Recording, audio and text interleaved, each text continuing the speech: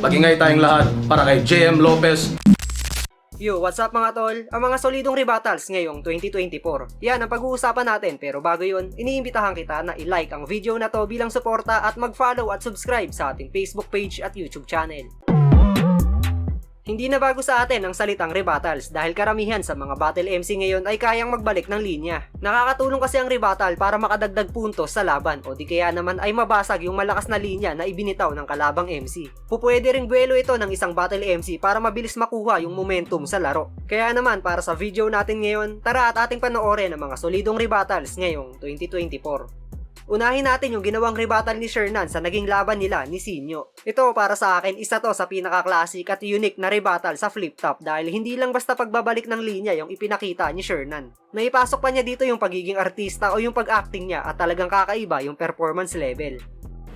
Well, salamat sa mga dating kapatid at bayaw mong pumunta kasi ngayong gabi yung 3GS, ikaw naman yung pinatutumba. Pinapatumba ko ng 3GS.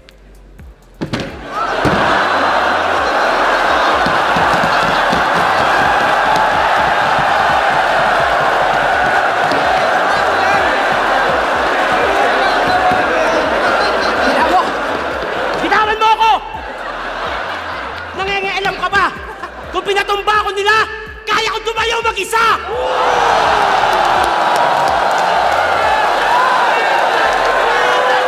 Maawa ka sa misis mo, brother. Baka pwedeng pakiconsider. Paano pag binabakhag ng partner? Parang magpapalit ng galon sa water dispenser.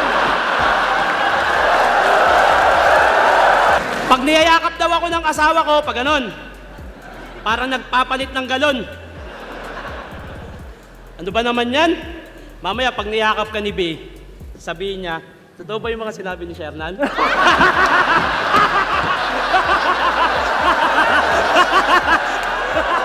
Sa laban ng Surgenio kontra JR0 ay may rebuttal doon si Sur patungkol sa pangalan ng clothing line niya. Ito naman tingin ko pre-med rebuttal to pero nakakabilib pa rin dahil kumbaga sa gera ay nagbaon ng ekstrang armas si Surgenio para lumamang sa laban. Tapos dito mag-aasak ang gold porket may bucks and those. Talagang ginawan pa ng damit. Sino nakapusta dito? Malakihan ba yung bet? Tinira pa yung box and dose. Ngayon, magmumukha ka nagjo-joke. Ngayon pa lang ang masasabi ko, pre, salamat sa promote. Kasi pabor pa nga sa akin yan. Hindi ka ba lame at retard? Yung zero, pinapalakas yung box parang Damian Lillard. Patay. Yabang mo, balita ko, di ka nga nakapagtapos, brother. Anong panama mo sa may diploma, may diskarte at sa mga kumpanya may backer? Meron daw siyang diskarte, diploma at backer sa mga kumpanya. Dalawa lang yan. Kung di ka Eagles, iglesia ka.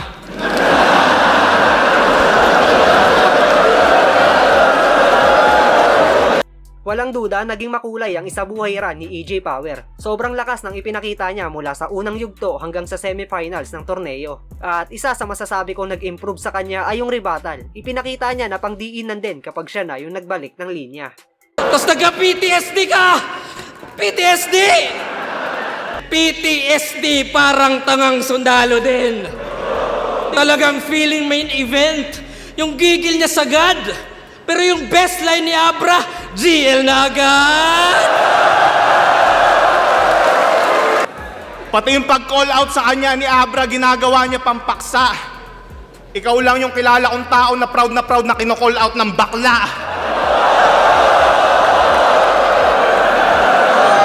Tapos ano pa sinabi niya? PTSD.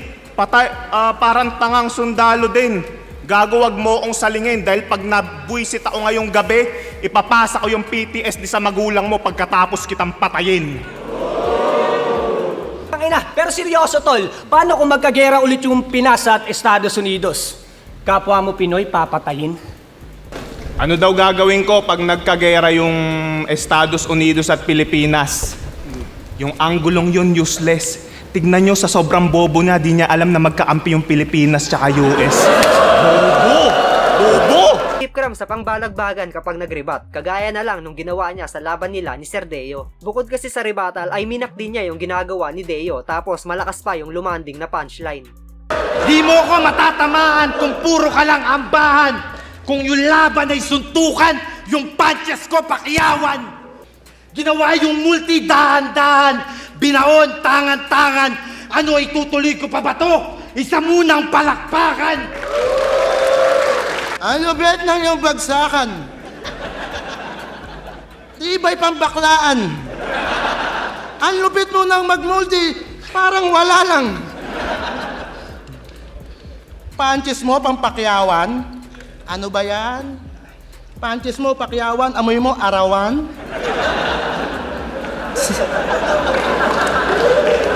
Ganon din yung ginawa dito ni Batang Rebelde sa naging laban nila ni Tipsy D. Kombinasyon ng rebuttal at line mocking ang ipinamalas na galing. Dapat kang sunugin, silaban, to the highest degree. This is how Tipsy D burn, na parang MP. Tangina, nakita niyo yung pattern? Magkakasunod, walang tsamba, puro good points. Organized crime, parang mafia. Ngayon, alam mo na ang susunod na numerong tatama. Hindi ito wild bunch. Tawag ko sa linyang to, Saitama. Tapos ka sa one.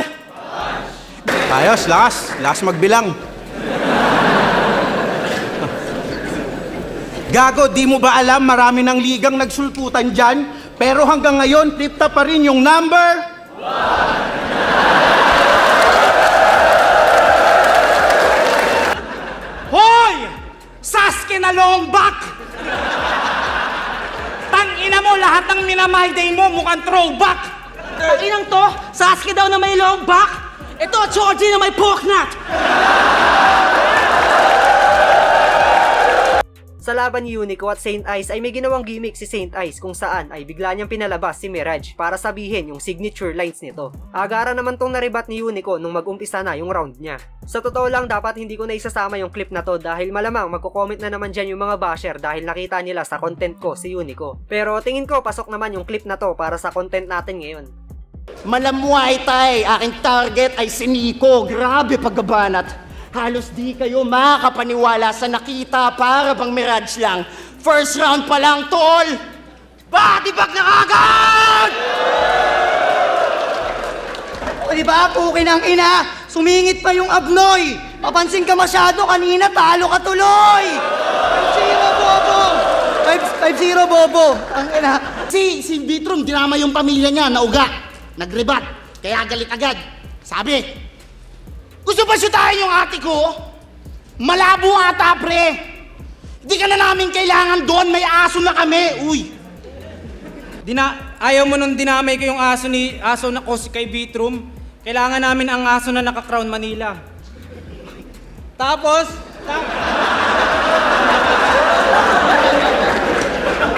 tingnan mo, rumeribat pa. Halatang pumapalag pa. Halatang mapagpatol. O, big dog kaya nga rough pag sa pagtahol. Bobo. Halatang puro lang hatred. O, kailangan namin ng aso. Mamatay ka na, play dead. Isa rin sa malulupit magribat ngayon ay si JD. Nakakabilib to dahil kahit sa kalagitnaan ng round niya ay kaya niyang magbalik ng linya mula sa kalaban. Kaya din niya to makipagretrata ng ribat kung kinakailangan. Yung ganitong MC ang nakakatakot gawa ng gimmick sa battle dahil kapag nakaisip to ng on the spot lines patungkol sa ginagawa ng kalaban, tiyak na mababasag o pwedeng mabaliwala yung gimmick na yun. Siya pala si JD. Palayaw niya ay Jan. Jan, oo literal kasi nasa gubat ka, purified yung minerals. Kasi may nature spring doon sa summit, di mo to kaya mapulyut at maniwala ka sa akin. Cause my words are absolute. Ganyan magribat sa bobong artist. Oo, mabibindagan ka kay Jan the Baptist. Ginamit pa yung absolute! Sa akin nagwet! Pagpapawisan ka sa tubig ko! Pokaris po yan! Ano? Gusto niyo pa ng mineral para dagdag puntos? Paano ka mananalo kung para akong mineral talagang ibubuhos? Ano? Pwes pasintabi kay Paulo. May laban-laban sana tong taga-Motus. Kung nag-rematch na lang tayo, eto ba yung bata mong undefeated? Undefeated! Balita ko daw, walang talo to. Naalala ko tuloy yung amo mong si Sight, ganyan na ganyan siya nung tinalo ko. Ano, Pita? Tinalo mo si M-Sight. Aminado ako. Pero di ko kailangang umanggulo sa site. Asintado ako. Nananahimik yung tao, hinahamak mo.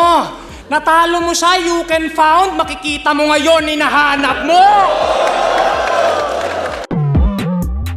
At ayan nga ang mga solidong rebattles ngayong 2024. Syempre hindi pa tapos ang taon at marami pang paparating na battles, kaya asahan nyo, nagagawan pa natin ito ng part 2. At yun, hanggang dito na lang yung video natin mga tol. Salamat palagi sa walang sawang pagsuporta.